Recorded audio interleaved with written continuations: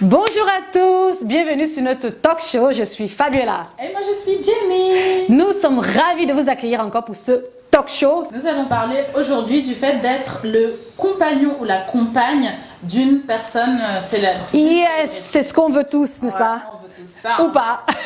Du coup, on peut commencer tranquillement et parler des avantages. Oui, mais il y en a pas mal, des avantages. Il y en a des avantages. Franchement, on peut tout dire, on peut dire ce qu'on veut, mais franchement, il y a des avantages, par exemple financiers. Ah ben clairement. Mais alors, la vie de malade que je me ferais. Bon, déjà, si tu pars de rien Oui. et que tu es avec quelqu'un de célèbre, clairement, flouze. Deuxièmement, si tu pars déjà de quelque chose, il y a d'autres avantages. Regarde Meghan. Ouais. Meghan Markle, la petite, elle a des... Bon, déjà, elle a toute la couronne. Et puis, deuxièmement... Elle est duchesse, Elle est duchesse, excuse-nous. Ah non, je te dis, juste le titre, tu sais quoi, je refuse même l'argent, je prends le titre. Non, moi je prends l'argent. Je prends le titre, je prends l'argent. Mais bah, rien que ça, il y a le titre, il y a l'argent, les nouveaux projets qu'elle va pouvoir faire, qu'elle n'aurait pas pu. Bon, parce que, désolée, Meghan, mais t'étais pas non plus Angelina. Et puis, les projets, parce qu'elle va pouvoir faire énormément de trucs humanitaires. Mais surtout, parce que finalement, quand tu dis des projets pour elle, sa carrière par exemple, c'est fini un petit peu, fini, j'exagère, en suspens. Bon. En suspens si elle divorce, parce que finalement, si elle reste avec Harry, c'est toute sa vie. C'est sûr. Mais quand on y pense par rapport à ce qu'elle était en tant que comédienne, elle n'avait pas non plus un statut immense, dont elle est gagnante, on dit. Elle est gagnante. En tout cas, et bon, là, on parle de Meghan, mais il y en a plein d'autres. Des gens qui sortent avec des acteurs, des sportifs. Mais regarde seulement les émissions. Les WAGs. Je te jure. Elles ont que plein d'avantages. Mais après, tu vois, quand elles sont juste les copines, elles galèrent, hein. Elles souffrent comme ça, elles doivent garder le mec parce qu'il y a toujours une qui veut récupérer le mec. Certes, mais les avantages sont là. C'est vrai. Elles vivent dans des maisons de malades, elles ont des voitures de malades, les voyages. Elles rencontrent des personnes de malades. Et elles ne travaillent pas. Elles vont au concert de Lil Wayne, elles sont toutes devant, mais elles sont pas payées. Oui. Donc, elles voyagent. Elles n'ont pas à travailler. Elles n'ont pas à travailler et il y a l'argent dans le compte en banque. Non, mais Donc, c'est vrai. Même si elles ont envie de faire des choses, elles peuvent faire ces choses-là. Donc, il y a vraiment plein d'avantages. En fait, il y a la possibilité de finalement être indépendante, même finalement, en fait, pour une femme intelligente. Une femme qui est un peu intelligente, ambitieuse, finalement, pourrait très bien être une femme d'une personnalité. En tout cas, ça dépend encore. Par exemple, les sportifs, les femmes des sportifs pourraient très bien finalement être indépendantes. Même si elles continuent à supporter leur copain ou leur mari dans leur domaine, mais tu sais, être indépendante et faire autre chose qui leur correspondrait. De toute façon, si le mari est amoureux, si les deux personnes s'aiment, il n'y a pas de raison de ne pas pouvoir faire quelque chose. Et c'est justement un avantage parce qu'aujourd'hui, il y a beaucoup de personnes, d'entrepreneurs qui galèrent parce qu'ils n'ont pas les fonds, parce qu'ils n'ont pas le réseau, parce qu'ils n'ont pas tout ce qu'elles ont grâce à la personne. Mais tu imagines le network qu'elles ont. C'est un truc de fou. Ça se trouve, elles peuvent contacter Beyoncé. Peut-être elles sont même amies. Parce que je crois pas. Non, mais c'est l'amie avec personne. Mais qu'est-ce que tu rigoles, elle adore le basket par exemple. Mais elle n'est pas amie avec eux. Non, mais ce que je veux dire, c'est que finalement, quand il y a le basket, elles sont toutes assises presque au même rang. Donc elles peuvent discuter. Qui sait, peut-être elle a eu une relation plus amicale avec certaines d'entre elles. Éventuellement. C'est toujours, moi je dis c'est toujours une opportunité. Il y a clairement des avantages. Par contre, moi la question que je me pose, c'est elles ont quand même un rôle dans la carrière de leur mari. Elles sont hyper proches. Est-ce qu'elles doivent pas un peu partager clairement cette passion? Moi, je dirais surtout qu'elles ont un rôle de support. En tout cas, moi, je partirais dans cette base-là, je dirais, elles ont un rôle de support. Tu sais, lift up the men, mais pas forcément être la fille qui est fan et fanatique un petit peu, ou devenir la pure passionnée du métier de ton mari. Parce que finalement, dis-moi, un sportif qui aime le basket, moi, je suis pas forcément très basket. Moi, je suis plus athlétisme. Mais ça ne me dérange pas, c'est toujours un sport, j'adore le sport en général, mais... Je serais plus dans le truc, tu sais, dans l'optique de dire, il fait du basket, c'est top, je vais voir, je vais apprendre, je vais découvrir c'est quoi le basket, le monde du basket. Mais, tu sais, je ne serais pas, tu sais, la fan qui voyage, non, pas faire, tu vois. Oui, mais après, la question, c'est aussi pour celles qui viennent de rien. Oui. Il y en a beaucoup qui vont se dire, ok, au moins, je peux être là pour mon mari. Il m'a tiré de la galère. Aujourd'hui, j'ai pas besoin de travailler, j'ai pas envie de travailler. Oui, c'est vrai. À côté de ça... Pourquoi ne pas être justement son soutien inconditionnel? Être à la fois la personne qui va aller regarder les contrats avec lui, être à la fois son manager, à la fois la première fan, à la fois sa femme, etc. Mais être vraiment... Est-ce que tu ne t'oublies pas? Mais il y en a plein qui s'oublient. Mais c'est parce que tu t'oublies en tant que femme déjà, et tu t'oublies en tant que personne. Parce qu'en général, en plus, ces femmes-là, elles sont mamans. Donc, tu t'oublies en tant que maman, tu t'oublies en tant que femme, tu t'oublies en tant qu'épouse. Moi, je trouve que, tu sais, on dit que les femmes peuvent avoir plusieurs casquettes. C'est vrai, mais finalement, quand tu en as plusieurs, est-ce que tu excelles dans toutes? Ou est-ce que finalement, tu te retrouves à avoir un qui est bon et puis les restes qui sont un peu délaissés? Mais si on parle de certaines femmes, par exemple de présidents, qui s'en sortent bien. Moi, franchement, quand tu regardes par exemple Michelle Obama, je trouve que c'est une qui a su gérer. En tout cas, on ne connaît pas réellement sa vie. Mais quand tu vois en étant à l'extérieur, tu as l'impression qu'elle a vraiment bien géré les choses. Non, c'est sûr. Mais après, est-ce que ce n'est pas finalement leur rôle? Parce que quand tu es justement femme de président, est-ce que c'est pas un peu ton rôle en tant que première dame de vraiment supporter vaille que vaille? Est-ce que tu as déjà vu une femme de président dire ah non mais moi mon pote je chanteuse? Bon, c'est vrai que Carla Bruni a continué à chanter. L'exception, elle est toujours modèle, je te jure. Modèle, chanteuse, tout. Mais est-ce que leur rôle c'est quand même pas d'être un petit peu impliqué dans la politique de leur mari, de les supporter? Et enfin moi c'est la question que je me pose quand même. Je pense que pour les femmes de président, c'est un peu différent, par exemple, par rapport aux femmes de sportifs. Parce que finalement, une femme de président, elle, déjà, à la base, quand son mari signe le contrat d'être président, elle signe derrière le contrat de première dame. C'est ça, et d'avoir ce rôle un peu dans des fondations, dans des divers, tu vois, des trucs un peu humanitaires. Et finalement, même si elle était partie à la base seulement de supporter son mari, elle n'a pas le choix. Et d'être passive, elle n'a pas trop le choix, justement, d'avoir aussi un côté, je dirais, un petit peu indépendant, dépendant. Est-ce que... Oui. Bon, après, à côté de ça, on parle des avantages, mais il y a également beaucoup de sacrifices que les femmes d'une personne célèbre doivent faire. Il y a tellement de sacrifices. Là, on parlait de la présidence où, pour reprendre Meghan, la fille, elle ne peut plus porter de jupe. Non, mais tu as vu le collant qu'elle portait la dernière fois? Son vernis? Non, le collant qu'elle portait Stop. Parlons du collant qu'elle portait la dernière fois. Non, le collant la dernière fois, tu sais, la première cérémonie qu'elle a eue. Ah oui, le collant qui était couleur. Non, mais c'est le truc qu'elle n'aurait jamais mis d'elle-même. À un moment donné, je pense que l'équipe derrière, ils auraient quand même pu lui dire écoute, le collant n'est pas adapté à ta borne. Je crois qu'ils avaient des lunettes tamisées, tu sais. Et ils ont pris le collant de Kate. Ils ont pris le collant de Kate, ils lui ont donné. Mais elle ne peut pas porter de jupe au-dessus des genoux. Oui, c'est vrai. Elle ne peut pas mettre de vernis coloré. C'est énorme. Tu as vu ses ongles avant d'être du c'était rouge, noir, bleu. Elle s'éclatait, elle vivait. Il y a tout ça. Oui. Mais même sans parler de ça, elle peut plus être actrice. Oui, c'est vrai. Elle peut plus être actrice. Et les gens ont tendance à se dire ouais, mais elle est princesse. Oui, c'est vrai. Bon, déjà, elle n'est pas princesse. En tant que Ellie, maman Ellie n'a pas décidé qu'elle était princesse et duchesse. Mais il y a énormément de sacrifices derrière. Mais je me demande, est-ce qu'elle était une vraie passionnée de son boulot? Tu sais, le genre, quand tu es vraiment... C'est une série qui marche, un Suits. Oui, mais tu vois, la série fonctionne justement parce que peut-être elle est déjà duchesse. Mais est-ce qu'elle était réellement passionnée de son boulot au point de se dire, tu sais quoi, je suis passionnée. Tu vois, Carla Bruni, par exemple, était passionnée du chant. Et elle a continué. Elle a dit à Mr. Sarkozy, je suis désolée, ça ne va pas le faire.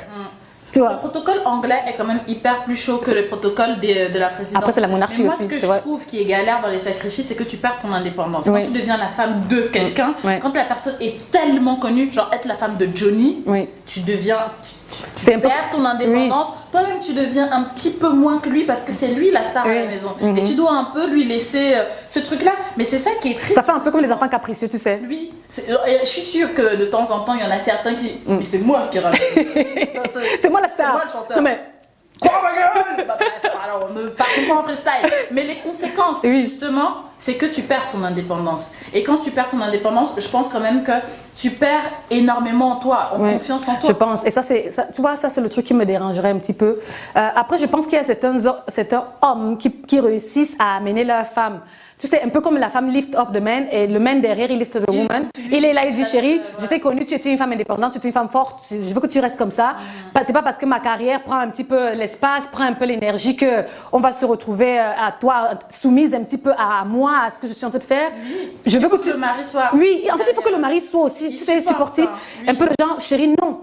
Tu me supportes quand c'est le moment, tu sais, quand il y a les compétitions, quand c'est le moment, les pics. Mais quand ça redescend, je veux que tu redeviennes cette femme indépendante que tu as toujours été, tu vois. Ouais, parce que moi je trouve vraiment que le plus difficile, c'est les conséquences, parce que ça a déjà des conséquences non seulement sur la personne, parce que s'ils se séparent, c'est se séparer. Enfin, si tu n'as rien fait pendant tout ce temps, personne. Mais c'est ça. Tu retournes dans la Mais je crois qu'ils doivent même avoir des dépressions. Tu sais, le gens. Et c'est pour ça qu'elle chope l'argent derrière à chaque fois.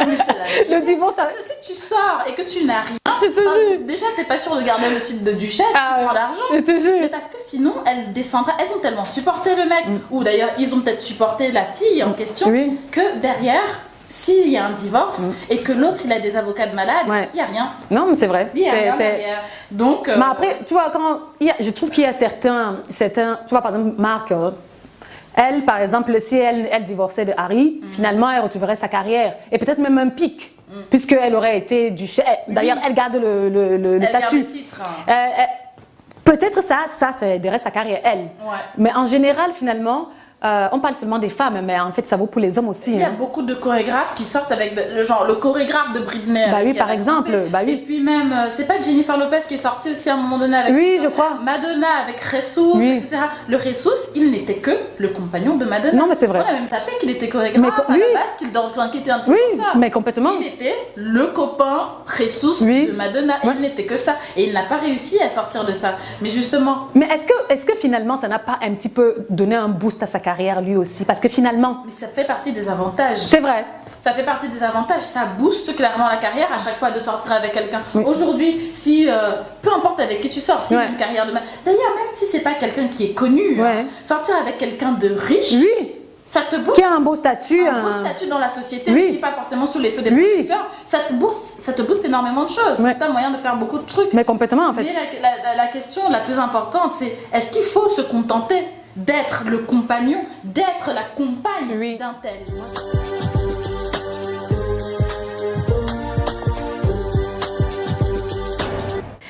Bonjour à tous, moi c'est Kirsty, bienvenue dans la rubrique Potin. Commençons par la catégorie politique. Lors d'une visite dans un hôpital pour enfants à Columbus, dans l'Ohio, monsieur le locataire de la Maison Blanche a participé à une séance des plus simples, du coloriage, le drapeau américain. Drame, le président des États-Unis a colorié en bleu l'une des bandes blanches qui sont normalement rouges et blanches. Est-ce qu'il a confondu avec le drapeau russe? Soyez indulgents, on se trompe tous. Dans la catégorie amour, on retrouve Thomas et Nabila qui vont se marier. Les deux candidats des anges de la télé-réalité numéro 5 ont décidé de se dire oui pour la vie. C'est sur Instagram d'ailleurs que Nabila a posté un message des plus touchants qui disait « C'est l'aboutissement de tout ce que j'ai toujours voulu, on n'a pas fait tout cela pour rien. » Nabila, on espère juste que tu ne lui as pas mis un couteau sous la gorge. Continuons avec la catégorie sport. Cette histoire est passée inaperçue jusque-là, mais saviez-vous que le footballeur nigérian Emmanuel Emenike avait divorcé de sa première femme Miss Nigeria 2013 pour épouser la suivante Miss Nigeria 2014? Monsieur Emenike, avez-vous oublié de faire la mise à jour ou est-ce que vous portez juste bien votre nom? Catégorie argent. Pendant que nos deux tourtereaux étaient en vacances dans le sud de la France, Matt Pokora et Christina Milian se sont fait cambrioler dans leur maison de Los Angeles. 2 fois. La première fois, les cambrioleurs sont partis avec un pactole estimé à 100 000 $ et la semaine suivante, rebelote. Heureusement pour eux, l'alarme s'est déclenchée et les a fait fuir sans rien. Ouf! Ils sont peut-être repartis avec juste une photo de toi, Matt. Catégorie divers. Un jeune couple de Chinois a essayé pendant 4 ans d'avoir un enfant sans jamais y arriver et sans comprendre pourquoi. Ils ont donc pris rendez-vous chez un gynécologue pour savoir ce qui se passait et la spécialiste a constaté que la jeune femme était toujours vierge. Après tout, passer par le chemin boueux ne fait pas toujours tout. Passons au Krusty Buzz, l'info croustillante que vous attendez tous. La reine de la soul, Aretha Franklin, est décédée le 16 août à l'âge de 76 ans. Ariana Grande, pour lui rendre hommage, a décidé d'interpréter un de ses classiques qui n'est autre que You Make Me Feel Like. L'évêque Charles Ellis a sûrement été très ému par la prestation de la chanteuse car il n'a pas hésité à lui toucher la poitrine. Monsieur l'évêque, ces choses-là se font à l'église, pas devant les caméras. C'était la rubrique Potin. Bisous bisous.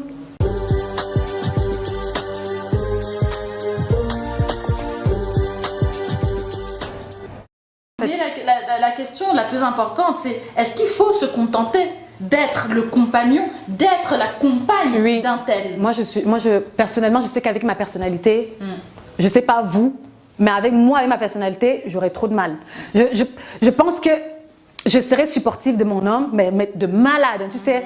Mais j'aurais du mal à perdre qui je suis, parce que je ne saurais pas si à la fin, tu sais, au bout de tout ça, finalement, la relation qui était basée sur qui j'étais et qui il était, si je me perds, est-ce que ça va tenir? J'aurais tellement de mal, moi, à me perdre dans ça. Je voudrais toujours rester cette femme indépendante. Je ne dis pas forcément que je suis une femme forte, mais je pense que de nos jours, les femmes sont assez indépendantes, assez fortes. Je voudrais rester cette personne-là qui réussit à faire autre chose à côté, que son homme n'est pas forcément là, même si on me voit régulièrement avec lui, être supportive de ce qu'il fait. Mais je suis complètement d'accord avec toi. Je pense que clairement, il ne faut pas forcément se perdre. Et de toute façon, on a énormément d'exemples de femmes qui ont été... moi, je prends les femmes parce que c'est le truc qui me parle le plus, mais il y a énormément de femmes qui ont été avec des grosses personnalités et qui, pour autant, ont réussi à faire en sorte qu'on les remarque, elles, pour qui elles étaient. Non, c'est vrai. Tout à l'heure, tu parlais de Michelle Obama. Oui. Michelle Obama. Mais c'est pas la seule, hein, parce qu'on parle de Michelle Obama là, c'est les États-Unis, mais juste toi et moi, Jenny, au Cameroun, Chantal Biya. Franchement, c'est une dame. On entend très peu parler d'elle, mais c'est une dame qui aide les nouveaux projets, les entrepreneurs. Si vous avez des projets qui tiennent la route, parce qu'on connaît tous les Camerounais avec leurs projets, pas seulement les Camerounais, hein, en général, mais si vous avez des projets qui tiennent la route, un business plan de malade, c'est une dame qui écoute. Elle prend le temps d'écouter ton projet, de t'écouter, de ce que tu veux mettre en place, parce que pour elle, c'est toujours, en fait... une façon de développer le pays. Exactement. Et elle est toujours willing. Elle est toujours ouverte d'esprit sur ce domaine. Et moi, franchement, je l'adore juste pour ça. Et ça, c'est pas seulement le seul côté. Hein. Elle a fait un pavillon, le pavillon... de Chantal. Oui, c'est ça. J'oublie toujours... mais ce pavillon-là, il est là pour aider les enfants et les femmes. Oui, exactement. Elle est exceptionnelle. Mais là, on parle même de politique. Là, ce sont les femmes du président. En dehors de ça, alors je vais remonter loin dans l'histoire, mais Cléopâtre, c'était une femme hyper forte. Alors, elle a dirigé déjà son pays à elle, du moins de père. Mais même quand elle a été envahie, que ce soit par César ou Marc-Antoine, elle est restée hyper forte. C'est une conseillère. Et d'ailleurs, on craignait un peu ces hommes parce qu'elle. Donc, c'était une femme de malade. Après, on peut encore parler de Princesse Diana sur un autre registre. Elle, sa personnalité. Mais en fait, elle finalement, mais en même temps, elle était d'une générosité, mais débordante. Je pense que finalement, c'est sa personnalité qui a fait qu'elle devienne cette femme charismatique, finalement, dans le monde. Parce que quand tu te rappelles d'elle, il y a très peu de personnes qui vont dire « Oh non, tu sais quoi, je l'aime pas. » Non. Ou « Je l'aimais pas. » Non, mais toi, comment tu peux détester une personne comme ça? Elle était gentille. Bah oui. Et à aucun moment, tu entends parler de Lady Diana comme... la femme du prince Charles. Elle est une entité. Limite, lui, il était le mari. Oui, je te jure, elle a une entité. Ouais, elle est là, elle est présente. Ça veut dire que même, et on a pris des exemples avec des maris qui avaient des grosses personnalités. Bon, là, on peut parler encore d'un président, je suis désolée, mais même Melania Trump, elle est vachement la femme d'eux. C'est vrai. Mais elle commence petit à petit à se démarquer. Oui, elle a eu besoin de temps aussi, elle. Mais après, tu sais, je pense que ce n'est pas un métier facile de trouver sa place, de trouver son spot sans vouloir forcément mettre, tu sais, c'est ça, ou prendre, tu sais, faire de l'ombre à son mari parce que finalement c'est lui. Mais c'est une entité qui sera forte, qui sera charismatique. C'est ça, charismatique, mais qui n'aura pas, et qui finalement qui aura cet impact sur la population. C'est un peu comme un tampon. Le mari, il peut faire des bêtises, il peut faire certaines choses, et puis tu as cette femme qui est douce, qui est attentive et qui fait des choses pour aider la population. Et pas seulement même les femmes, on parle seulement des femmes encore, je dis, mais ça peut être l'homme. Oui, ça fonctionne aussi très bien. Il est le tampon ou elle est le tampon de tout ce qui peut se passer autour, justement, qui pourrait frustrer la population ou frustrer les gens. C'est ça. Et ça, c'est juste... C'est complètement vrai. Mais du coup, même pour clôturer ça, moi j'ai envie de dire, s'il y a des femmes ou des hommes qui nous écoutent et qui sont justement compagnes et compagnons de grosses personnalités, mais il n'y a pas besoin d'être célèbre pour être une grosse personnalité, trouvez trouvez vos repères, vous trouvez votre place parce que vous existez, c'est important de le dire, vous existez en tant que personne. Donc il n'y a pas besoin que vous soyez femme de footballeur, petite copine de footballeur, de se perdre. Moi quand je regarde les WAGs, on avait regardé les WAGs la dernière fois, c'était triste. Oui, il y avait certains qui se perdaient. Mais toi tu prends l'exemple des WAGs, on n'a pas une amie qui s'est un peu perdue dans une relation pareille. Moi personnellement, avec son histoire, j'ai trouvé ça un peu triste. Après elle est forte, tu vois, elle a réussi à remonter la pente et à recréer qui elle était, à se reconstruire elle-même pour redevenir cette femme forte qu'elle était avant. Mais c'est ça. Mais ça prend du temps. Ça demande de se reconstruire, donc autant ne pas se perdre. Oui, parce qu'elle était brisée et à la fin finalement les hommes, les femmes, ne vous perdez pas dans une relation. D'ailleurs, ça vaut même pour toutes les relations, hein. Finalement, ne vous perdez pas dans une relation à être cette personne que vous n'êtes pas. Restez qui vous êtes parce que finalement, la personne qui vous a rencontré, vous a aimé. Tel que vous êtes. C'est ça finalement. Et je pense que qu'on soit riche, pauvre, on s'en fiche en fait. Il faut garder sa personnalité, garder son indépendance et finalement trouver tu sais, un peu comme les doigts de la main s'emboîter et finalement faire que ce soit un support solide qui fera que peu importe les situations, peu importe les embûches. Que le couple tienne. C'est ça. Que le couple tienne. Que la relation tienne. On espère en tout cas complètement que cette nouvelle émission vous a plu et vraiment n'hésitez pas à laisser les commentaires en dessous de la vidéo. Complètement. On aimerait savoir. D'ailleurs, si vous avez été avec quelqu'un qui était célèbre, connu, ou si vous avez juste été dans une relation que vous êtes totalement perdu, ou vous êtes dans une relation là où vous êtes totalement perdu et vous ne savez pas comment en ressortir, on veut avoir vos avis en fait. Savoir ce qui se passe dans vos vies parce que finalement on parle toujours de nous et des gens et des célébrités. Vous, qu'est-ce que vous en pensez? Exactement. Et n'hésitez pas à nous suivre non seulement sur nos réseaux personnels. Moi sur Instagram, ça sera FitMind. Et moi sur Facebook ou sur Instagram, Jenninel. Mais tout. On est partout. Vous pouvez laisser des messages sur les réseaux sociaux, que ce soit sur YouTube, Instagram, Facebook. Nous serons là pour vous répondre. Nous sommes ravis de vous avoir eu cette émission. C'était Fabiola et Jenny. Plein de bisous. Bisous à tous.